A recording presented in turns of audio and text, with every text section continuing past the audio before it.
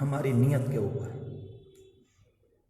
نیت کی بنیاد پر چھوٹا سا عمل پتہ نہیں کہاں پہنچ جاتا ہے، اور بدنیتی کی بنیاد پر ایک بڑے سے بڑا عمل انسان کو نیچے پہنچا دیتا ہے۔ اور قربان جائیں نبی اکرم صلی اللہ علیہ وسلم پر، آپ نے ان باتوں کو خوب کھول کر بیان کیا، بہت کھول کر۔ ایک اللہ کے بندے کو اچھی نماز پڑھنی نہیں آتی اور وہ کسی کو نماز پڑھتے ہوئے دیکھتا ہے کہ بہت شاندار نماز پڑھ رہا ہے، یہ بیٹھا بیٹھا یہ خیال کرتا ہے کاش مجھے بھی آتی، میں بھی ایسی پڑھتا۔ اللہ تبارک و تعالیٰ تنہا اس نیت کی بنیاد پر بہت آگے پہنچا دے۔ آتی نہیں ہے، کر بھی نہیں پایا ہے، مگر ہے سے۔ اور ایک انسان وہ ہے جس نے اپنی گردن کو دین کے راستے میں کٹوا دیا، اور اللہ تبارک و تعالیٰ کیا اس سے پوچھا جائے گا تم نے کیا کیا؟ وہ کہے گا کہ اللہ میں نے یہ کیا، میں نے یہ کیا، میں نے یہ کیا، اور ایک وقت آیا کہ میں نے آپ کے راستے میں اپنی گردن کٹا دی۔ رب العالمین فرمائے گا تم نے شہرت کی بنیاد پر، تاکہ دنیا بہادر کہے، بڑا آدمی کہے، کہ جاؤ سیدھے جہنم میں جاؤ۔ عجیب سی بات ہے، اتنا بڑا عمل دل کی نیت کی کمی کی بنیاد پر ادھر، اور کوئی عمل نہیں، اور تنہا ارادے اور نیت کی بنیاد پر رب العالمین اس کو بڑھاتا ہے اور انسان کو کہاں سے کہاں پہنچاتا ہے۔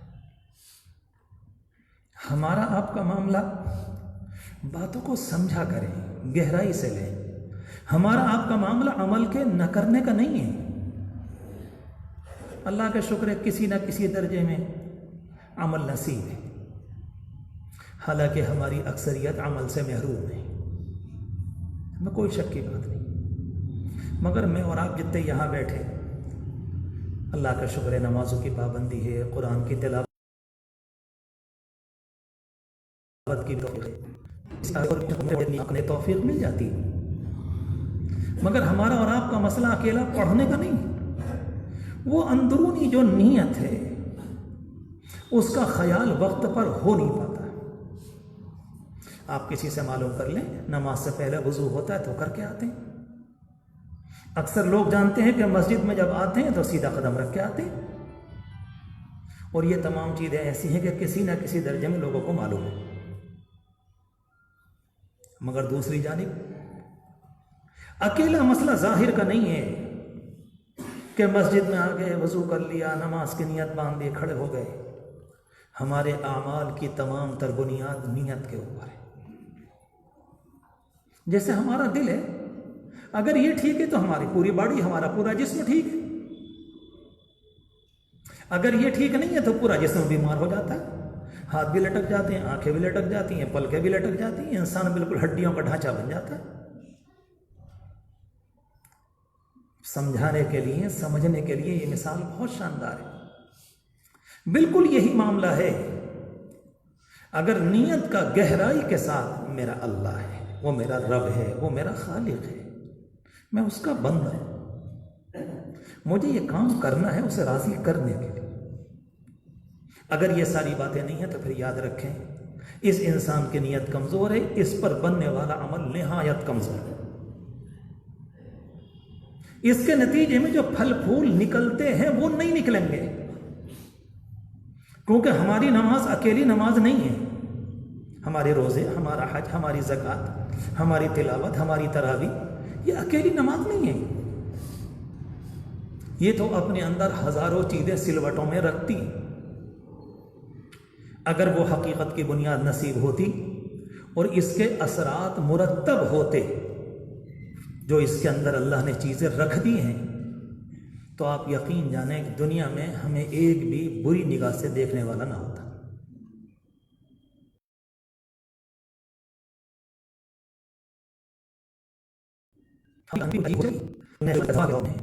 ہماری کہانی یہ ہے کہ ہم یہ چاہتے ہیں کہ ہم کچھ نہ کریں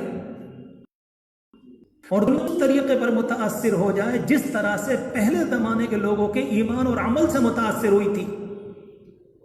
مسجد میں کہہ رہا ہوں، اللہ کی قسم کھا کر کہہ رہا ہوں، رب کعبہ کی قسم کبھی نہیں ہوگا. جھوٹ ہے، دھوکہ ہے، فراڈ ہے. اپنے آپ کو غلط فہمی میں رکھنا ہے، بالکل غلط. جو تشریح کرتا ہے غلط کرتا ہے. ہم یہ چاہتے ہیں وہ ساری چیزیں جس زمانے میں امت مسلمہ اپنی اصلی زندگی میں تھی اور رب العالمین کی رحمتیں، برکتیں، عنایات، عافیتیں جو اس پر برس رہی تھیں، ہمارے اس بدعملی کے دور میں وہی برسنے لگیں کیونکہ ہم مسلمان ہیں. حاشا بک اللہ، نہیں ہوگا. یہی وہ غلط فہمی ہے جہاں آ کر ہمارے ذہن کو اور ہمارے دل کو پریشانی ہوتی ہے کہ یارو ہم مسلمان ہیں مگر ہمارے ساتھ یہ ہو رہا ہے. غلط ہے. اکا دکا کا مسئلہ نہیں ہے. یہ تو حضور پاک علیہ الصلوۃ والسلام کے آنے سے پہلے بھی اکا دکا لوگ پائے جاتے تھے. کسی کو پڑھنا ہو تو تاریخ کی کتابوں میں، حدیث شریف کی کتابوں میں حضرت سلمان فارسی رضی اللہ تعالیٰ عنہ کا واقعہ پڑھ لیں کہ وہ کہاں کہاں مارے پھرے، حق کی تلاش میں، کہیں دین ملے اس کے مطابق زندگی بناؤں. ایک اللہ کا بندہ ملا، ان کا انتقال ہوا تو دوسرا اللہ کا بندہ کسی اور شہر میں ملا، ان کا انتقال ہو گیا تو تیسرا اللہ کا بندہ ملا. پھر آخر میں آ کر ایک اللہ کے بندے نے یوں کہا کہ اب سچے دین پر عمل کرنے والا کوئی نہیں. ہم یہ چاہتے ہیں کہ امت مسلمہ اجتماعی طور پر بحیثیت مجموعی، یعنی اکثریت کے ساتھ عمل کرنے والی اگر نہ بھی ہو، حاشا بک اللہ، خدا کی پناہ، مگر اس کے ساتھ اللہ کا معاملہ وہی ہو. رب العالمین فرماتا ہے یہ میرا قانون نہیں. ہم اور آپ اپنے دامن کے اوپر نا انصافی کا دھبا نہیں چاہتے تو رب العالمین جو انصافوں کا مالک اور انصاف کا بنانے والا ہے وہ اپنی ذات پر نا انصافی کا دھبا کیسے آنے دے گا؟ یہ غلط فہمی ہے. قرآن مجید میں وعدے ہیں رب العالمین کے، ہم تمہارے ساتھ بات غالب آئے گی، اللہ کے بندے غالب آئیں گے، اللہ آئیں گے. اور جیسے لفظ آتا ہے ہم اس والی بات کو اپنے اوپر چسپاں کر لیتے ہیں، یعنی ان سب کے مقابلے میں ہم، ہاں واقعی چسپاں کرنے کا حق ہے، مگر شرط یہ ہے کہ زندگی قرآن مجید کی ان آیات کے مطابق ہو جو رب العالمین نے کلام پاک میں ارشاد فرمایا. لیکن اگر نہیں ہے تو پھر نہیں. اللہ تبارک و تعالیٰ ایک موقع پر فرماتا ہے کلام پاک میں لِتَكُونُوا شُهَدَاءَ عَلَى النَّاسِ، ہم نے تمہارے اوپر نبی کو گواہ بنایا ہے. نبی کے گواہ ہونے کا مطلب اللہ سے دین لے کر آئے، امت کو پہنچایا، 100% عمل کر کے بتلایا. یہ ہے گواہی. نماز یہ ہے پڑھی ایسے جاتی ہے، زکوٰۃ یہ ہے دی ایسے ہی جاتی ہے، حج یہ ہے کیا ایسے جاتا ہے، آہوزاری استغفار یہ ہے رویا ایسے جاتا ہے. اسے ہم اور آپ کہتے ہیں گواہی. اللہ کے رسول علیہ الصلوۃ والسلام نے کامل گواہی امت کے سامنے دے دی. جبھی تو آپ نے صحابہ کرام سے بالکل آخر میں معلوم کیا تھا ایک موقع پر بھیڑ میں کہ یہ بتاؤ کہ میں نے اللہ کی بات تم تک پہنچائی کہ نہ پہنچائی؟ سب نے کہا کہ یقیناً پہنچا دی. نبی اللہ کا جو دین لے کر آتے ہیں زبانی اعتبار سے، عملی اعتبار سے، دین کا تقاضا جس میدان کے اعتبار سے جیسا ہوتا ہے وہ اللہ کا بندہ اس بات کو اس میدان میں پورا کرتا ہے 100%. اب دین کی آپ تشریح کرتے چلے تو نہ معلوم کہاں تک پہنچے گی. اور اس کے بعد فرمایا کہ لِتَكُونُوا شُهَدَاءَ عَلَى النَّاسِ، نبی اس لیے آتے ہیں اور اللہ نے تمہارے اوپر گواہ اس لیے بنایا ہے کہ تم انسانوں کے لیے گواہ بنو. جو کام نبی نے آنے کے بعد تمہارے سامنے کیا، قیامت تک آنے والے انسانوں کے سامنے نبی نے ایک جماعت تیار کر دی. اب یہ جماعت اپنے بعد والوں کو، اور یہ جماعت اپنے بعد والوں کو، اور یہ جماعت اپنے بعد والوں کو، یہ قیامت تک اسی طرح سے گواہی دے. زبان سے نہیں، زبان بھی اور عمل بھی، زبان بھی اور عمل بھی، زبان بھی اور عمل بھی. ایک انسان یہ کہتا ہے کہ جھوٹ حرام ہے اور جم کر جھوٹ بولتا ہے، اس کی گواہی قابل اعتبار نہیں. ایک انسان یہ کہتا ہے کہ بدنگاہی حرام ہے مگر کرتا ہے، یہ گواہی اسلام کی نگاہ میں قابل اعتبار، کیونکہ تمہاری گواہی زبان کی حد تک ہے، عمل کی حد تک نہیں۔ اور امت کو حضور پاک علیہ الصلوۃ والسلام نے محنت کر کے قرآن مجید کی اس آیت کی روشنی میں ایسا بنایا تھا کہ اس نے آپ کی طرف سے پوری طرح سے گواہی دے دی، اللہ کے رسول یہ دین لے کر آئے تھے اور ہم لوگ یہ عمل کر رہے ہیں آپ کی تربیت اور اللہ کی ہدایت کے نتیجے۔ جو بات زبان سے کہی اسی کو دل سے بھی کہا، اس پر عمل بھی کیا۔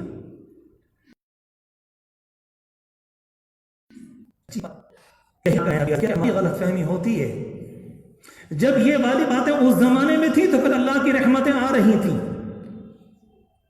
بلا کی شجاعت، بلا کی ہمت، بلا کی طاقت، بلا کا حوصلہ، بلا کا نڈر ہونا، بلا کا میدانوں میں جم جانا ان اللہ کے بندوں کو اسی دین کے نتیجے میں ملا تھا۔ ہم لوگ سمجھتے ہیں کہ ہمارا دین بس ایسے ہی نماز نماز نماز، روزہ روزہ، حج حج بس کرتے رہو قبرستان پہنچ جاؤ۔ یہ کون سی بات ہوئی؟ اس کا مطلب یہ نکلا کہ آپ کو ابھی اندر کی حقیقت دین نہیں ملی۔ اس جماعت کے اندر اگر یہ بات آئی تھی کہ وہ کسی بھی جگہ پر جب کھڑی ہوتی تو دنیا کے لوگوں کو سمجھاتی، محبت کرتی، انسانوں کا احترام کرتی، انہیں پیارے دین کی طرف بلاتی، آخری درجے کوشش کرتی، اور اللہ نہ کرے مثال کے طور پر تقدیر کے نتیجے میں کہیں اگر بات آ گئی میدان میں جمنے کی تو ان کا امیر کھڑے ہو کر یہ کہا کرتا تھا کہ میرے ساتھ ایک جماعت ایسی ہے وہ موت سے ایسے محبت کرتی ہے جیسے تم شراب سے محبت کرتے ہو۔ یاد رکھنا یہ پیچھے کو ہٹے گی نہیں، یہ مر گئے۔ سوال پیدا ہوتا ہے کہ یہ والی باتیں آئی کہاں سے، کیوں؟ اور نہیں پیدا ہوتا ہے تو ہونا چاہیے، یہ اسی قرآن اور اسی دین کا نتیجہ ہے، یہ حضور پاک علیہ الصلوۃ والسلام کے صحبت کا نتیجہ ہے، یہ آپ کی ہدایات کا نتیجہ ہے۔ آنسو تو ملیں گے ہی، دعا کی قبولیت تو انشاءاللہ حصے میں آئے گی ہی، برکتوں کا نزول تو گھروں پر انشاءاللہ ہوگا ہی، مگر اس کے علاوہ آپسی اتحاد، آپسی محبتیں، ایک دوسرے کا خیال، انسانوں کا انسانوں کے حق میں محبت والا بن جانا، ان تمام کے ساتھ رب العالمین آخری درجے امت مسلمہ جو عمل کرنے والی ہوتی ہے اس سے بلا کی طاقت دیتا ہے۔ ان تمام باتوں کو چھوڑ کر ہم طاقت تلاش کر رہے ہیں۔ تمہیں اگر اللہ کرے مثال کے طور پر عرض کروں 1000 سال کی عمر بھی مل گئی، یاد رکھنا یہ والی تھیوری کبھی کامیاب نہ ہو سکے گی۔ غلط فہمی میں جی رہے ہو، بہت سوچ کر، جذبات میں نہیں، سوچ کر کہہ رہا ہوں، یہ اللہ کا نظام نہیں۔ رب العالمین فرماتا وَإِنَّ جُنْدَنَا، میرا لشکر کامیاب ہوگا۔ انسان یہ تو ثابت کرے کہ ہم اس کے، یہ کوئی کہا کہ جو بھی دعویٰ کر دے وہ ہمارا لشکر ہے، اولئک حزب اللہ، کہ یہ رب العالمین کی جماعت ہے۔ عملی طور پر انسانوں کو ثابت کرنا پڑے گا کہ ہم نے کام کر کے، عمل کر کے اپنے آپ کو اللہ کی جماعت میں شامل کر دیا، اور وہ سارے وعدے اس کے اوپر ہیں۔ امت اجتماعی طور پر اچھی ہوتی ہے، یعنی اکثریت کے اعتبار سے رب العالمین کی طرف سے رحمتیں اکثریت پر اترتی ہیں، اور امت اگر اکثریت کے اعتبار سے اچھی نہ ہو، ایک ایک ایک ایک، تو اللہ کہتا ہے کریں گے مگر اجتماعی حال تمہارا درست نہیں کریں گے، کبھی بھی نہیں، کبھی بھی نہیں۔ لہذا ایسی کوئی بات جس میں انسان یہ سوچے کہ یار یہ ہو رہا ہے، یہ ہو رہا ہے، اس سے پہلے یہ سوچو کہ انسانوں کی زندگی جو ہونی چاہیے مسلمانوں کی، کہ وہ قرآن مجید میں ایک جگہ رب العالمین نے ارشاد فرمایا وعد اللہ الذین آمنوا منکم وعملوا الصالحات لیستخلفنہم فی الارض، جو لوگ ایمان والے، ایمان کا مطلب دل کی گہرائی سے اللہ کو اپنا رب تسلیم کرنا، دل کی گہرائی۔ میں مثال دیا کرتا ہوں کہ میرے سامنے مسجد ہے، پنکھے ہیں، میں آپ کے سامنے بیٹھا ہوں، آپ میرے سامنے بیٹھے ہیں، یہ قالین ہے، مائکروفون ہے، یہ گھڑی ہے، سب کچھ پنکھے لٹک رہے۔ میں آپ سے کہنے لگوں وہ پنکھے نہیں ہیں تو آپ کیا کہیں گے کہ پاگل ہو گئے کیا؟ جس طرح سے ان تمام چیزوں کا یقین، رب العالمین کی ذات عالی کا یقین، نہیں میرا اللہ ہے، اس نے مجھے پیدا کیا، وہ میری روٹی کا انتظام کرتا اور کائنات کی پوری بات اور اسی کے اختیار میں. کم از کم لمبی چوڑی کا بات نہ ہو تو موٹی موٹی بات تو ذہن کے اندر بیٹھی ہوئی ہو. کچھ تو فرق ہو غیروں میں اور اپنوں میں. یہ یقین کی گہرائی ہے جو انسان کو گناہ سے بچنے پر مجبور کرتی. بعض باتیں ایسی ہوتی ہیں اگر ذکر کریں تو کبھی کبھی احساس ہوتا ہے کہ ساتھیوں کو کہیں ایسا نہ لگے. میں نے اپنے بڑے بڑے علماء سے سنا کہ امت مسلمہ نے اپنے آپ کو دوسروں کے برابر کر لیا. وہ کہتے ہیں کہ اگر ایک دکان صحیح طرح سے آٹا بیچنے والے کی ہو جائے, ایک دکان, میں پورے اپنے ایک شہر کی بات کر رہا ہوں جہاں کے متعلق یہ بات آپ دیکھتے رہو, پھر کرو مرو ایسے ہی سڑ سڑ کے, اور کیا ہوگا ہمارا تو یہی حال ہونا, اس کے علاوہ تو کچھ. حقیقت کو سمجھنا چاہیے کہ مسئلہ ہے کیا. کتنی دکانیں اس طرح کی ہیں جہاں پر دباؤں کا ہوتا ہے. میرے ساتھ ہی کتنی مرتبہ ہوا ہے. ایک دفعہ کا تو بہت اچھی طرح سے یاد ہے کہ میں داڑھ بنوا کر آیا, میں نے ایک صاحب سے دوا لی, میں نے کہا تکلیف دور نہیں ہو رہا, دوا دے دی, کوئی فائدہ نہیں. 1.5 گھنٹے کے بعد پھر تکلیف نہ, پھر بھی دوا نہیں, پھر اس کے بعد لی تو پھر مجبور ہو گیا. تو میں نے رات کو جا کر ایک جگہ سے انجیکشن لیا, جب اسے لگوایا تو کچھ پوری رات تڑپتا رہا. صبح آ کر ایک صاحب آئے, انہوں نے انجیکشن لگایا, طبیعت کو ٹھیک ہے. تو میں اس دکان پر گیا, میں نے تجھے جھوٹی دوائیں بیچتے کو شرم نہیں آتی؟ اس نے کوئی جواب نہیں دیا, آنکھیں کو نیچے کھڑا ہو گیا. میں نے کہا انسانوں کی زندگی سے کھیلتا ہے, موت نہیں آ رہی تجھے؟ مطلب کیا جھوٹ, یہ بھی جھوٹا, یہ بھی جھوٹا, یہ بھی جھوٹا. اور اس پر ہم یہ چاہتے ہیں کہ اللہ کی طرف سے جبریل امین آ جانے چاہیے. جو باتیں میں کہہ رہا ہوں اتنا بڑا کلیجہ چاہیے سننے کے لیے, یاد رکھنا. اور یہ وہ ہیں جو ہماری بخیا کو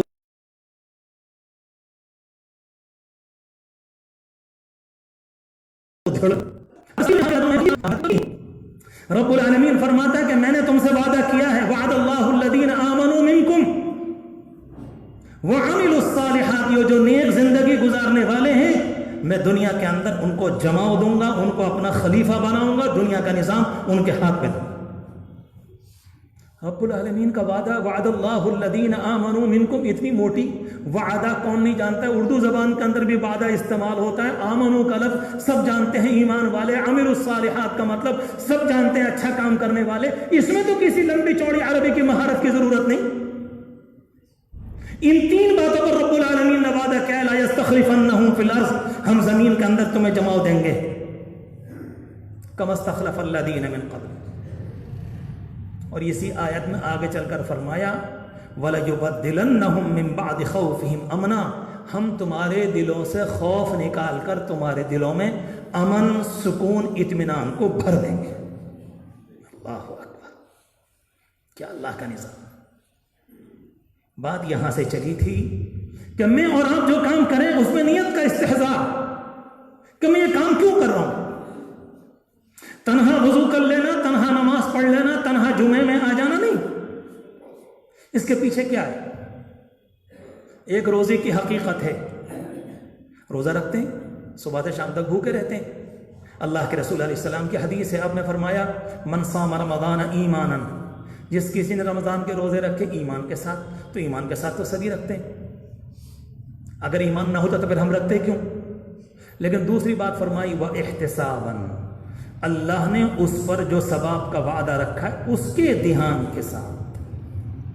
دونوں باتوں میں فرق ہے. ایک آدمی جمعہ پڑھنے کے لیے آتا ہے, اس کے دھیان کے ساتھ کہ جمعے کا کیا ہے.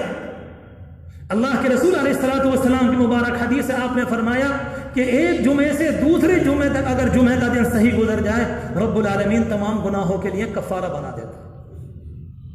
سارے جمعے کے بیچ کوئی غلطی, کوتاہی, یہ وہ سب, اللہ کہتا نہیں, تم نے دھیان کے ساتھ جمعے کا دن گزارا.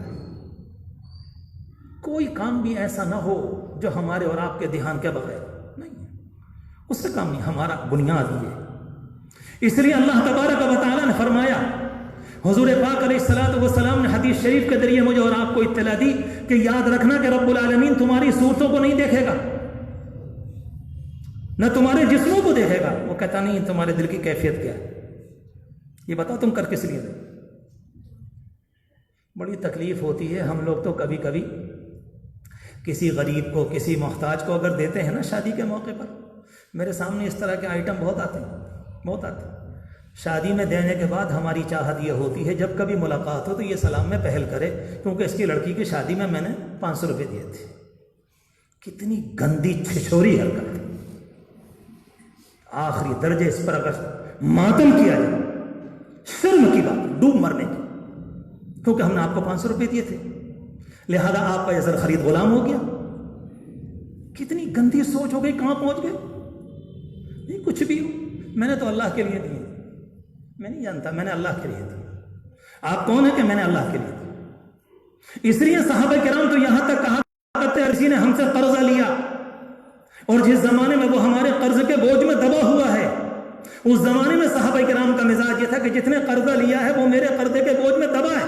اگر وہ اس زمانے میں ایک اس زمانے کی کھجور ہدیے میں لے آیا کہ لاؤ بھائی ان سے ہم نے پیسے دیے تھے، بیچارے اچھے آدمی ہیں، ضرورت کے موقع پر ہمارے کام آ گئے کہ ایک کھجور ہم جا کر 2 کھجوریں کچھ زمانے کا پھل ہدیہ کر دیں، صحابہ کرام کہتے ہیں ہم کبھی نہیں دیتے تھے، کہیں ایسا نہ ہو کہ یہ ہمارے قرض کا بدلہ ہو جائے۔ کیا اسلام ہے!